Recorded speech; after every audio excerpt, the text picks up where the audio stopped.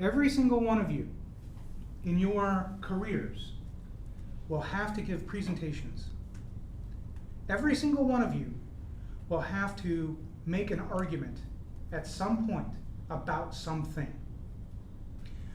If you don't learn anything else this entire week, the one thing that I think you should learn is that whenever you give a presentation, you should have confidence. Even if you really don't, you should sound like you do. You should have energy. You should have enthusiasm. You should have charisma. You should sound like you believe what it is you're saying. Because if you don't, then your boss will be unhappy with you.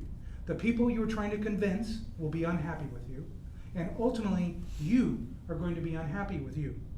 So you have to have that kind of energy and charisma and excitement and passion in order to try to convince people of your particular argument. So, this is what I want to do, because I gave you all homework, and none of you, except for you, asked me a question. No. Well, but then I had to call on them. Oh, So, I feel like this might be the post-lunch problem, where you get sleepy because of the food in your belly. So this is what I would like for you to do. If you don't want to do this, you don't have to. I'm not going to force you to do this. But what I'd like for you to do is locate your evidence packet. And I want you to stand up. And then I want you to start reading the first affirmative speech. So you start off with observation 1, inherency. And you start reading the piece of evidence. And I'm going to walk around, and I'm going to tell you right now what I'm going to do. So there's no surprise here.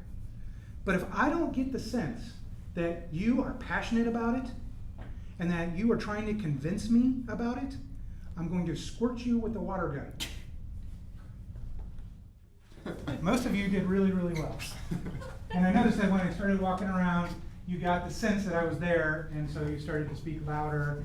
Okay? You need to try to maintain that level of enthusiasm, okay? And you need to have that volume when you're speaking. It's very, very important, okay? And we will talk to you about that when we do the practices and have the debates tomorrow. So we may even have the water gun with us tomorrow. So in the debates, if you're not sounding very passionate, we might squirt you in the debates. It's okay, it's just water. So, all right. So this is work time. So we know that you need to work with your partners and finish writing up some of your speeches. And we are here to answer questions.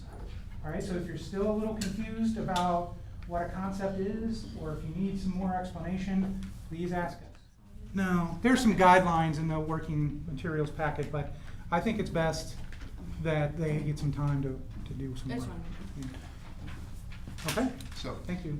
as you are working on your constructive speeches, make sure that you are reading through some of that backup evidence as well, and some of those other cards that we put together in your evidence packet, so that you know where things are within that packet if you need them in a debate round. You don't have to flip through and search. Okay?